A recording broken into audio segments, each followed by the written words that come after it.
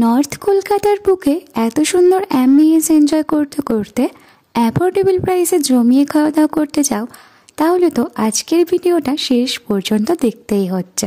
আমি চলে গিয়েছিলাম দত্তাস কিচেনে, খুব ছোটোর মধ্যে সুন্দর একটা ক্যাফে।